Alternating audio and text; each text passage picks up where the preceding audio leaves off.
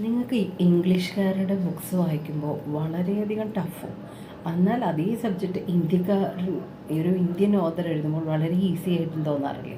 പ്രത്യേകിച്ച് നമ്മൾ സ്റ്റുഡൻസിനെ നോക്കിയാൽ അവരൊരിക്കലും ഫോറിൻ ഓതേഴ്സിൻ്റെ ബുക്ക് സെലക്ട് ചെയ്യില്ല. അവർ പഠിക്കാൻ ഇന്ത്യൻ ഓതേഴ്സിൻ്റെ. അതെന്താ കാരണം? കാരണം അതേ മനസ്സിലാവുള്ളൂ. കാരണം നമ്മൾ വളരെ സിമ്പിൾ ഗ്രാമറാണ് ഉപയോഗിക്കുന്നത്. എന്ന് വെച്ചാൽ പ്രസൻറ്റ് ടെൻസ്, പാസ്റ്റ് ടെൻസ് ഇത് വെച്ചിട്ടുള്ള കാര്യങ്ങൾ മാത്രമേ ഉള്ളൂ.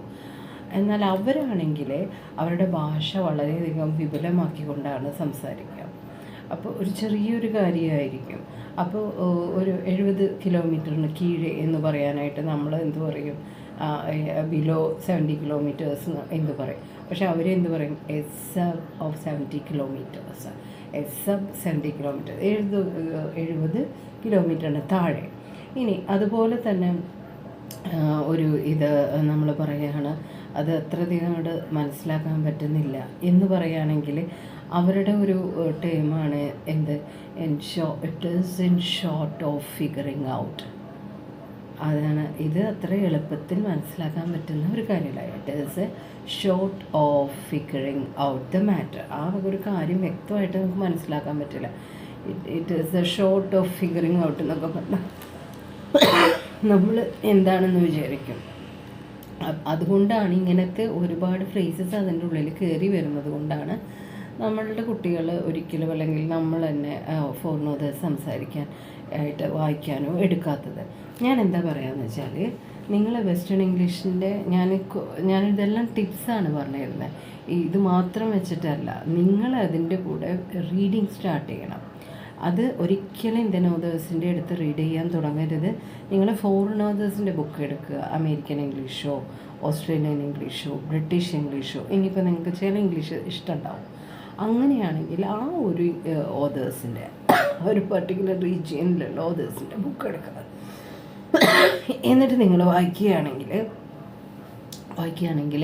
നിങ്ങൾക്ക് കുറച്ച് ദിവസമാണ് അതിൻ്റെ ബുദ്ധിമുട്ടുണ്ടാവുള്ളൂ. പിന്നെ നിങ്ങൾക്ക് വളരെ ഈസി ആയിട്ട് ഇത് ഗ്രഹിക്കാൻ പറ്റും.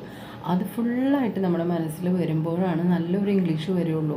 അല്ലെങ്കിൽ നിങ്ങൾ ഈ പ്രസന്റ് ടെൻസും പാസ്റ്റ് ടെൻസും മാത്രം പറഞ്ഞിരിക്കേണ്ട വരും. ഉള്ള കാര്യമാണ്, അതിന് ഒരു വ്യത്യാസവുമില്ല. കാരണം നിങ്ങൾ എത്ര സ്പോക്കൺ ഇംഗ്ലീഷ് ക്ലാസ്സിന് പോയിക്കോ, അല്ലെങ്കിൽ എത്ര IELTS ക്ലാസ്സിന് പോയിക്കോ, ഒരിക്കലും നിങ്ങൾ നല്ല ഇംഗ്ലീഷ് പറയില്ല. നിങ്ങൾ ഇംഗ്ലീഷ് പറയും. ഇംഗ്ലീഷ് തന്നെ ഒരു സ്പോക്കൺ ഇംഗ്ലീഷ് ക്ലാസ്സിൽ പോയിട്ട് ഇംഗ്ലീഷ് പറഞ്ഞവർ വളരെ കുറവാണ്. ചുമ്മാ ഗ്രാമർ ക്ലാസ്സുകളാണ്. നിങ്ങൾ എത്ര അധികം പൈസയാണ് അതിന് ചിലവിടുന്നത്. ചിലവിട്ടുകൊണ്ട് കുഴപ്പമില്ല, പക്ഷെ നമുക്ക് റിസൾട്ട് കിട്ടണം. അങ്ങനെയുള്ള സെൻറ്റേഴ്സ് വളരെ കുറവാണ്, വളരെ ചുരുക്കം. അതിൽ റിസൾട്ട് എടുക്കുന്നവരെ അതിലേറെ ചുരുക്കമാണ്. ഓക്കെ, അപ്പോൾ നമ്മളുടെ ഒരു കോൺട്രിബ്യൂഷനും ആവശ്യമാണ്. ഇപ്പോൾ വെസ്റ്റേൺ ഇംഗ്ലീഷിൻ്റെ ആണെങ്കിലും ഞാൻ ക്ലാസ് എടുക്കുന്നത് നിങ്ങളിതിങ്ങനെ കേട്ടുപോയിട്ട് കാര്യമില്ല, കേട്ടുപോയിട്ട് അത് മനസ്സിലുണ്ടാവണം. അപ്പോഴാണ് നമ്മളുടെ ഒരു സമയത്തിന് നമ്മളത് പറയുകയുള്ളൂ. അപ്പോൾ ഇനി അടുത്തത് നമുക്ക് വരുന്നത് ഒരു കാര്യം, ഏതെങ്കിലും ഒരു കാര്യം എന്താണ്? They have come a long way over the past 130 years.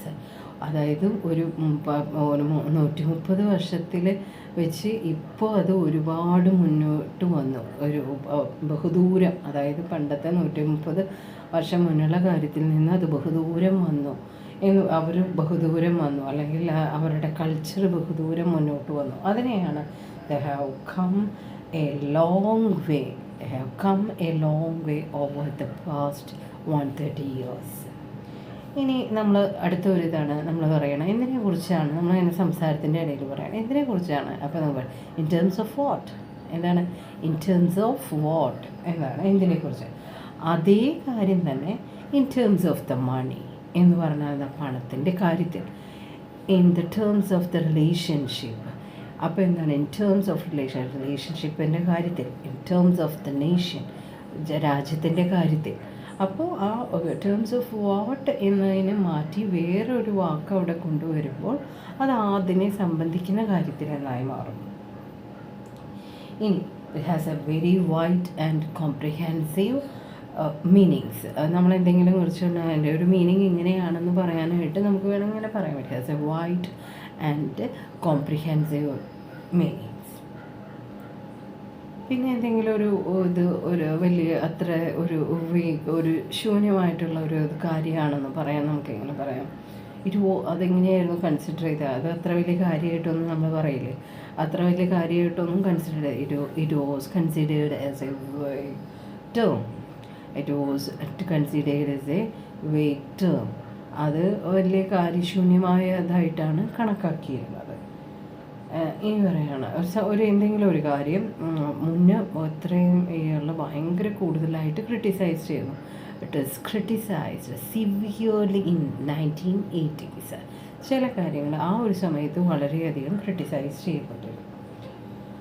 But now എന്ന് പറഞ്ഞാൽ എന്താണ്? പക്ഷേ ഇപ്പോൾ. അപ്പോൾ ബട്ട് നൗ അങ്ങനെയുള്ള കണക്ഷൻ വേർഡ്സ് നമ്മളെപ്പോഴും കൊടുത്ത് സംസാരിക്കുക. ഇനി